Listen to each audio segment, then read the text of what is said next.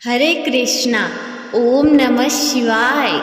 प्रिय भक्तजनों, आज कार्तिक मास के कृष्ण पक्ष की एकादशी तिथि है और इस पवित्र एकादशी को रमा एकादशी के रूप में जाना जाता है। यह एकादशी तिथि सभी पाप कर्मों को नष्ट करने वाली और मनुष्य के जीवन को मोक्ष प्रदान करने वाली है। जीवन मरण के चक्कर से मुक्त करती है मनुष्य को। इस एकादशी व्रत को करने से और कथा सुनने से मनुष्य के जीवन के सारे कष्ट समाप्त हो जाते हैं तथा उसे स्वर्ग लोक की प्राप्ति होती है और घर में दरिद्रता समाप्त हो जाती है। तो प्रिय भक्तजनों, मैं आपको सुनाने जा रही हूँ रमा एकादशी की पवित्र कथा, जिसे पूरे मन से सुनिएगा। जो जातक कथा को पूरे मन से सुनता है उसकी सारी मनोकामनाएं पूर्ण होती हैं और उसके सारे पाप नष्ट हो जाते हैं। प्रिय भक्तजनों, कथा शुरू करने से पहले मैं आपसे निवेदन करती हूँ कि अगर आप हमारे इस आत्म प्रेमी चैनल पर पहली बार आए हैं तो इस चैनल को सब्सक्राइब जरूर कर लें, क्योंकि इस चैनल पर हर रोज विभिन्न प्रकार की व्रत कथाएं आपको सुनने को मिलेगी और अन्य धार्मिक जानकारी भी हर रोज आप तक पहुंचती रहेगी। इसलिए चैनल को सब्सक्राइब जरूर कर लें। प्रिय भक्तजनों, अब श्रवण कीजिए रमा एकादशी की पवित्र महाकथा का। पौराणिक कथा के अनुसार धर्मराज युधिष्ठिर भगवान कृष्ण से कहने लगे, हे भगवान, कार्तिक कृष्ण एकादशी का क्या नाम है और इसकी विधि क्या है? इसके करने से क्या फल मिलता है? सो कृपा करके विस्तार पूर्वक मुझसे कहिए। श्री कृष्ण बोले, कृष्ण पक्ष की एकादशी का नाम रमा एकादशी है। ये बड़े बड़े पापों का नाश करने वाली है। इसका महात्म्य मैं तुमसे कहता हूँ, ध्यानपूर्वक सुनो युधिष्ठिर। हे राजन, प्राचीन काल में मुकुंद नाम का एक राजा था। उसकी इंद्र के साथ मित्रता थी और साथ ही यम, कुबेर, वरुण तथा विभीषण के साथ भी मित्रता थी।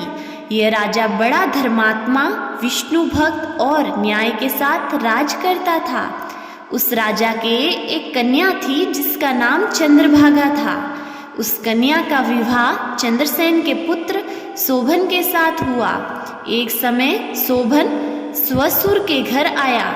उन्हीं दिनों जल्दी ही पुण्यदायिनी रमा एकादशी आने वाली थी। जब व्रत का दिन समीप आ गया तो चंद्रभागा को अत्यंत सोच उत्पन्न हुआ कि मेरे पति बहुत दुर्बल हैं और मेरे पिता की आज्ञा अति कठोर है। दसवीं को राजा ने ढोल बजवाकर सारे राज्य में ये घोषणा करवा दी कि एकादशी को भोजन नहीं करना चाहिए। ढोल की घोषणा सुनते ही शोभन को अत्यंत चिंता हुई और अपनी पत्नी से कहा, प्रिय, अब क्या करना चाहिए? मैं तो किसी प्रकार भी भूख सहन नहीं कर सकूंगा। ऐसा उपाय बतलाइए जिससे मेरे प्राण बच सके, अन्यथा मेरे प्राण अवश्य चले जाएंगे। चंद्रभागा कहने लगी, स्वामी, मेरे पिता के राज्य में एकादशी के दिन कोई भी भोजन नहीं करता। हाथी, घोड़ा, ऊंट, बिल्ली, गौर आदि ही तृण, अन्न, जल आदि ग्रहण नहीं करते। फिर मनुष्य का तो क्या ही कहना। यदि आप भोजन करना चाहते हैं तो किसी दूसरे स्थान पर चले जाइए, क्योंकि यदि आप रहना यहाँ चाहते हैं तो आपको अवश्य ही व्रत करना पड़ेगा। ऐसा सुनकर शोभन कहने लगे, हे प्रिय, मैं अवश्य व्रत करूँगा। जो भाग्य में होगा वह देखा जाएगा। ऐसा विचार कर उसने व्रत रख लिया और वह भूख व प्यास से अत्यंत पीड़ित होने लगा। जब सूर्य नारायण अस्त हो गए और रात्रि को जागरण का समय आया, जो वैष्णव को अत्यंत हर्ष देने वाला था, परंतु शोभन को अत्यंत दुखदायी हुआ। प्रातःकाल होते ही शोभन के प्राण निकल गए। तब राजा ने सुगंधित काष्ठ से उसका दाह संस्कार करवाया। परंतु चंद्रभागा ने अपने पिता की आज्ञा से शरीर को दग्ध नहीं किया और शोभन की अंत्येष्टि क्रिया करने के पश्चात अपने पिता के घर पर रहने लगी। रमा एकादशी के प्रभाव से शोभन को मंदराचल पर्वत पर धन धान्य से युक्त तथा शत्रुओं से रहित एक सुंदर देवपुर प्राप्त हुआ। ये अत्यंत सुंदर रतन और वैदुर्णीय मणि जड़ित स्वर्ण के खंभों पर निर्मित अनेक प्रकार की स्फटिक मणि से सुशोभित भवन से बहुमूल्य वस्त्राभूषणों तथा छत्र व चंवर से विभूषित गंधर्व और अप्सराओं से सुशोभित सिंहासन पर आरूढ़ ऐसा लगता था मानो दूसरा इंद्र विराजमान हो।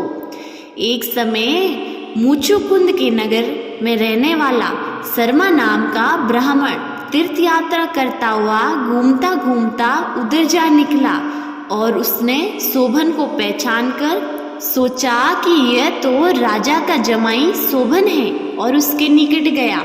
शोभन भी उसको पहचान कर अपने आसन से उठकर उसके पास आया, प्रणाम करके कुशल प्रश्न किया। ब्राह्मण ने कहा, राजा, मुचुकुंद और आपकी पत्नी चंद्रभागा कुशल से हैं। नगर में भी सब प्रकार कुशल हैं, परंतु हे राजन, हमको अत्यंत आश्चर्य हो रहा है। आप अपना वृत्तांत कहिए कि ऐसा सुंदर नगर जो कभी देखा न सुना आपको किस प्रकार प्राप्त हुआ। तब शोभन बोला, कार्तिक कृष्ण रमा एकादशी का व्रत करने से मुझे ये नगर प्राप्त हुआ है, परंतु यह अस्थिर है।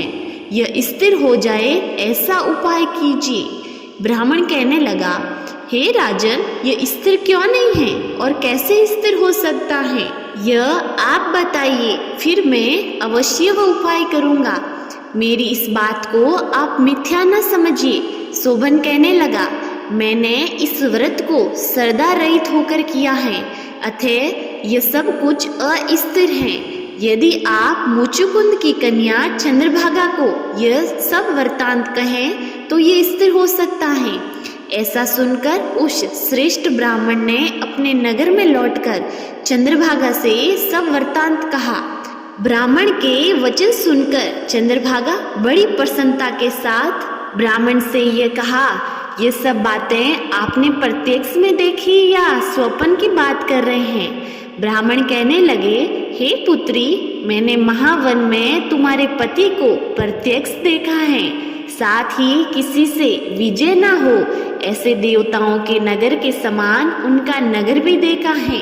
उन्होंने यह भी कहा है, यह स्थिर नहीं है, जिस प्रकार वह स्थिर रह सके सो वैसा करना चाहिए। चंद्रभागा कहने लगी, हे विप्र, तुम मुझको वहां पर ले चलो, मुझे पतिदेव के दर्शन की तीव्र लालसा है। मैं अपने किए हुए पुण्य से उस नगर को स्थिर बना दूंगी। आप ऐसा कार्य कीजिए जिससे उनका संयोग हो, क्योंकि वियोगी को मिला देना महान पुण्य है। सोम शर्मा ये बात सुनकर चंद्रभागा को साथ लेकर मद्राचल पर्वत के समीप वामदेव ऋषि के आश्रम में गया। वामदेव ऋषि ने उनकी बात सुनकर वेद मंत्रों के उच्चारण से चंद्रभागा का अभिषेक किया। तब ऋषि के मंत्र के प्रभाव और एकादशी के व्रत से चंद्रभागा का शरीर दिव्य हो गया और वह दिव्य गति को प्राप्त हुई। इसके बाद वह बड़ी प्रसन्नता के साथ अपने पति के समीप आई। अपनी प्रिय पत्नी को देखकर शोभन अत्यंत प्रसन्न हुआ और उसको बुलाकर अपनी बाहीं तरफ बिठाया। चंद्रभागा कहने लगी, हे प्राणनाथ, आप मेरे पुण्य को ग्रहण कीजिए। अपने पिता के घर मैं जब 8 वर्ष की थी तब से विधि पूर्वक एकादशी के व्रत को श्रद्धा पूर्वक करती आ रही हूँ। इस पुण्य के प्रताप से आपका ये नगर स्थिर हो जाएगा तथा समस्त कार्य पूर्ण होकर प्रलय के अंत तक रहेगा। इस प्रकार चंद्रभागा दिव्य रूप धारण कर तथा दिव्य आभूषणों और वस्त्रों से सुसज्जित होकर अपने पति के साथ रहने लगी। हे राजन, यह मैंने रमा एकादशी का महात्म्य कहा।